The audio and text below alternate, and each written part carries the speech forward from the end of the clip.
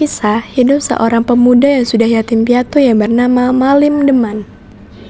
Agar ia dapat bertahan hidup, ia pun bekerja di ladang kepunyaan pamannya yang lokasinya berada di pinggir hutan. Dan tak jauh dari tempat itu, terdapat suatu rumah yang dihuni seorang janda tua yang bernama Mandeh Rubiah. Wanita tersebut yaitu wanita yang baik dan juga akrab dengan Malim. Ia sering memasakkan Malim makanan saat Malim menjaga ladang pamannya di malam hari. Bahkan Malim juga sudah dianggap oleh wanita itu sebagai anaknya sendiri. Dan di suatu malam, Malim teman pun merasa haus ketika ia sedang menjaga ladang pamannya. Ia pun berniat untuk meminta air minum dan ia pun meminta ke rumah Mandeh.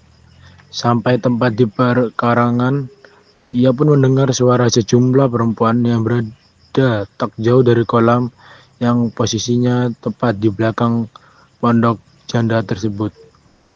Malim dengan diam-diam menuju ke tempat tersebut dan ia terkejut ketika melihat 7 bidadari tengah mandi di sana. Malim pun sangat terpesona ketika melihat kecantikan dari bidadari-bidadari tersebut. Dan tidak jauh dari tempat Malim berdiri, ia melihat ada 7 selendang. Dan selendang tersebut milik bidadari-bidadari itu. Ia pun tak ingin menyia-nyiakan kesempatan itu, dan kemudian ia mengambil salah satu dari selendang milik bidadari itu. Dan ia pun menyembunyikan selendang tersebut di rumah ibu angkatnya. Dan ternyata selendang yang ia ambil merupakan bidadari bungsu. Bidadari bungsu itu terus menangis dikarenakan tidak bisa kembali ke kayangan.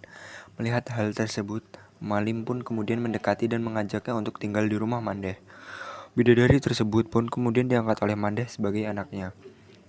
Pada saat itu, Malim pun semakin sering mengunjungi rumah Mandeh dan ia menjadi sangat dekat dengan putri tersebut.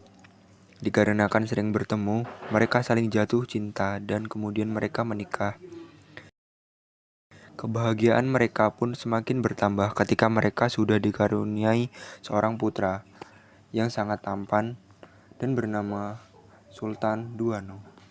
Tetapi kebahagiaan mereka itu tak berlangsung lama dikarenakan Malim sangat gemar berjudi. Ia juga sering tak pulang selama berhari-hari. Nasihat dari istrinya itu pun tak didengarkannya karena melihat